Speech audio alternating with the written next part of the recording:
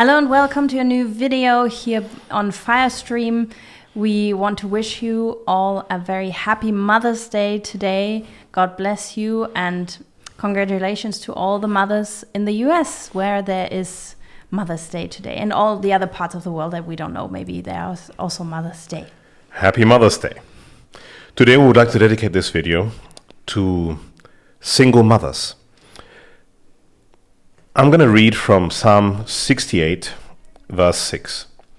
Father of the fatherless, defender of widows, God in his holy abode.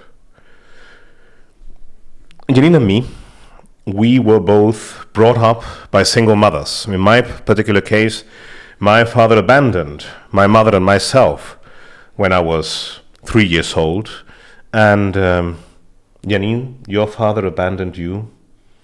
Well, my mother and my father, they got to know each other before, they never got married, and they separated before my birth, and my mom got to know another man that she married when I was born, and I had two stepfathers in my life, to whom I'm very grateful.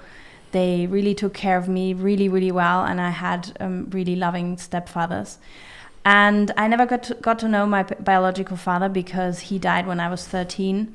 And when I was 14, I actually tried to contact him and establish contact with him, but I found out that he had already died.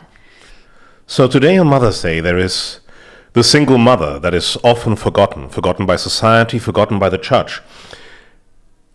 We live in a time where there is a new kind of widowhood. The widow isn't necessarily anymore the woman whose husband died in war or died of a disease. Of course, we have those widows too. But there is a new kind of widow that has been spreading like a disease since the second half of the 20th century, which is widow by abandonment, where the husbands decide to abandon their women, their children, and become functionally dead to them. Maybe sending a bit of money in the best of cases now and again, but the harsh reality, and I don't take this word lightly, the hell they have to go through in order to be able to give their children a future is something that we, the church, should be taking into account. Because if God is the father of the fatherless, we, the church, the bride of Christ, we, his body, should be functioning as father of the fatherless. Yeah, amen. Of course, we know that there are many different circumstances why a mother is living alone with her child or her children.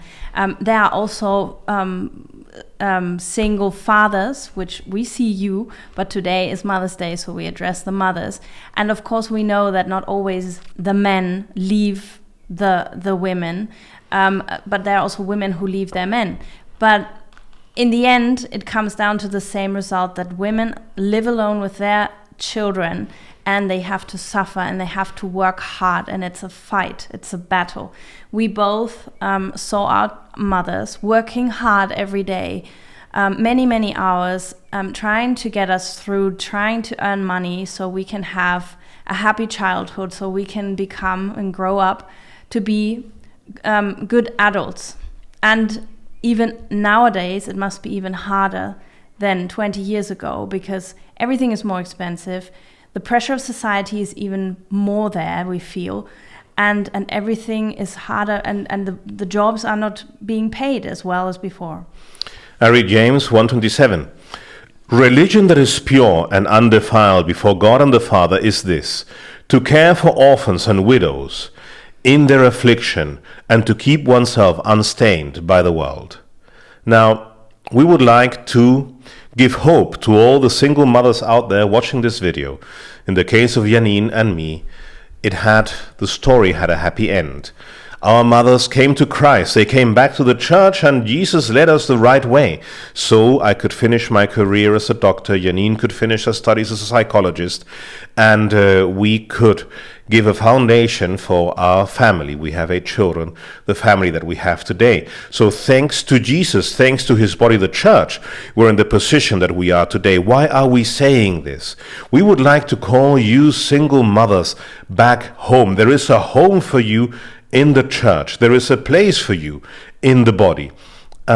We would also like to speak to the people who are listening, who are maybe happily married, or you are just single and you have too much time on your plate, which is a blessing, I find. Why don't you engage yourselves and let yourselves be called to invite single mothers into the church and make groups or make prayer groups for them, or you can make a place for them where they can meet, where they can have cooking together, or they can have coffee together and do different activities together with their children, so they will also find a place in church. Because many times single mothers, let's be honest, they don't feel welcome in the church. They don't feel understood in the church, because they think they are only the happy families, the happily married couples, and that there's no place for them, and they feel sad because, of course, they see what they used to have and what didn't work out for them. And we should really have this open heart and this welcoming place for them in the Catholic Church. You know, they look at us how we go in our fine clothes to church, to Holy Mass every Sunday, and they can't afford that because they don't have that kind of money.